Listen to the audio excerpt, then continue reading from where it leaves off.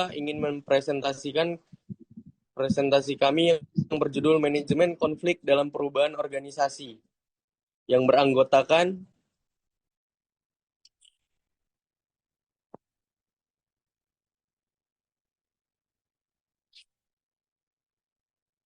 Kartika Nababan, Lucy Winda Silaban, David Raja Gugup, saya sendiri Peja Pahlepi, M. Satya Abdika, dan Wahyuni.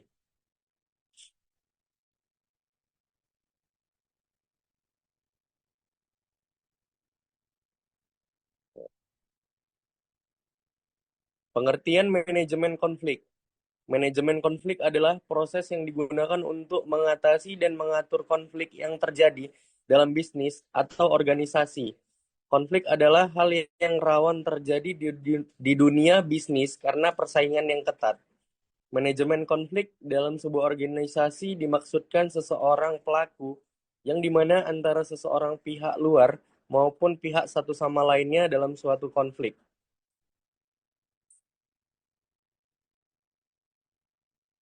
Kemudian proses konflik, yaitu yang pertama antecedent condition or latent conflict, yang kedua perceived conflict, dan yang ketiga felt conflict, dan yang keempat adalah manifest conflict. Kemudian yang kelima conflict resolution or suppression conflict resolution, dan keenam adalah konflik alternatif. Lalu penyelesaian konflik. Yang pertama yaitu pengenalan. Kesenjangan antara keadaan yang ada atau yang teridentifikasi dan bagaimana keadaan yang seharusnya. Dan yang kedua yaitu diagnosis, yaitu metode yang benar dan telah diuji mengena siapa, apa, mengapa, di mana, dan bagaimana berhasil dengan sempurna. Dan yang ketiga yaitu menyepakati suatu angka. Kumpulkanlah masukan mengenai jalan keluar yang memungkinkan dari orang-orang yang terlibat di dalamnya. Dan yang keempat ya, ada pelaksanaan, yaitu ingatlah bahwa akan selalu ada keuntungan dan kerugian. Namun hati-hati, jangan biarkan pertimbangan ini terlalu mempengaruhi pilihan dan arah pada kelompok tertentu. Dan yang kelima yaitu evaluasi. Penyelesaian itu sendiri dapat melahirkan serangkaian masalah baru jika penyelesaian tampak tidak berhasil. Kembalilah ke langkah-langkah sebelumnya dan cobalah lagi. Oke, akan dilanjutkan oleh teman saya. Jenis-jenis konflik. 1. Konflik intrapersonal. Kedua, konflik interpersonal. Ketiga, konflik antar individu-individu dan kelompok-kelompok. Keempat, konflik antar kelompok dan dalam organisasi yang sama. Kelima, konflik antar organisasi. Sebab-sebab timbulnya konflik. Hendrik W. 1992 mengidentifikasi proses terjadinya konflik terdiri dari 3 tahap. Yang pertama, peristiwa sehari-hari, kedua adanya tantangan, sedangkan yang ketiga timbulnya pertentangan.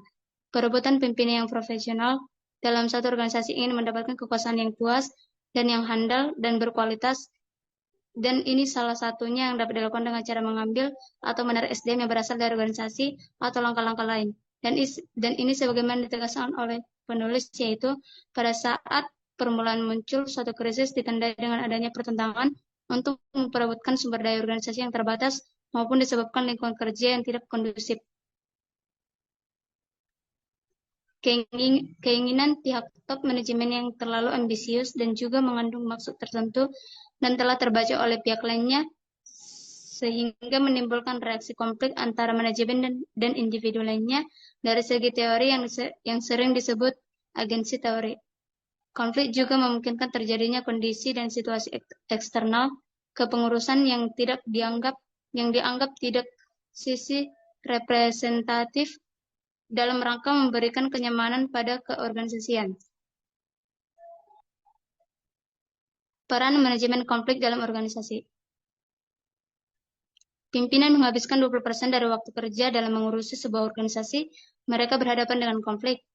Dalam hal ini, pimpinan bisa saja sebagai pihak pertama yang langsung terlibat dalam konflik tersebut, dan bisa saja sebagai pihak kedua yang berlangsung terlibat dalam konflik tersebut, dan bisa pula sebagai mediator atau pihak ketiga, dan peranannya tidak lain dari menyelesaikan konflik antara pihak lainnya yang mempengaruhi organisasi maupun individual yang terlibat dalam organisasi yang ditanganinya.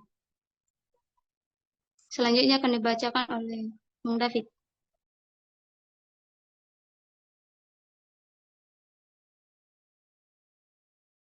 Oke, baik. Pandangan tentang konflik. Terdapat perbedaan pandangan terhadap masalah konflik dan pandangan tradisional menyatakan bahwa konflik merupakan situasi yang merugikan organisasi sehingga harus saling menghindari. Stefani 1994.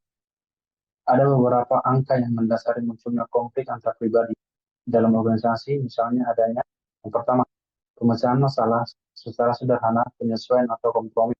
Yang kedua, penyesuaian atau kompromi. Yang ketiga, kalah atau menang adalah ketidaksepakatan yang disertai sikap bersaing yang aman. Yang keempat, dengan kuat. Yang kelima, pertarungan dan penerbangan. Dan keenam, saling keras kepala dan iri adalah mentalitas dengan caranya atau tidak sama sekali. Dan ketujuh, dengan penyangkalan. Dampak positif konflik. Yang pertama, meningkat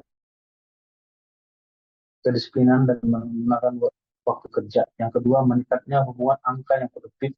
Yang ketiga, meningkatkannya motivasi kerja untuk melakukan kompetensi secara sehat antara pribadi maupun antar kelompok dalam organisasi. Yang keempat, semakin berkurangnya tekanan entry yang dapat membuat stres bahkan produktivitas kerja akan cari.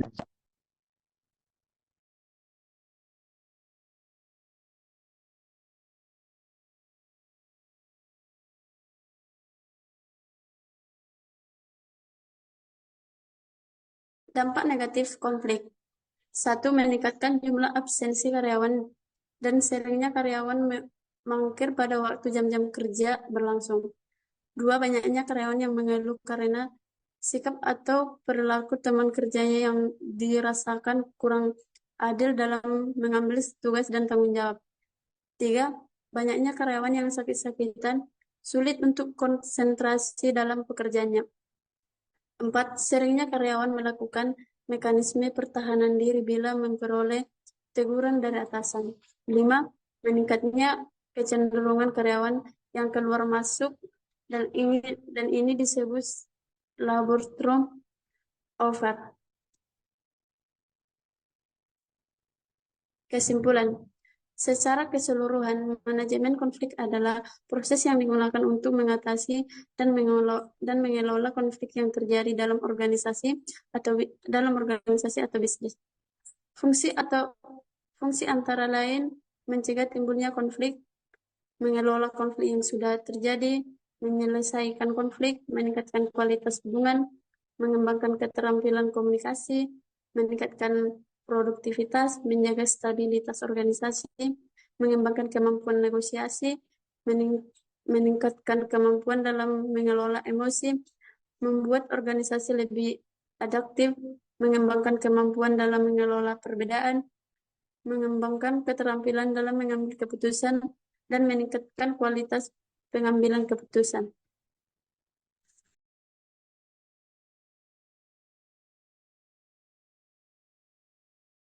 Oke, terima kasih.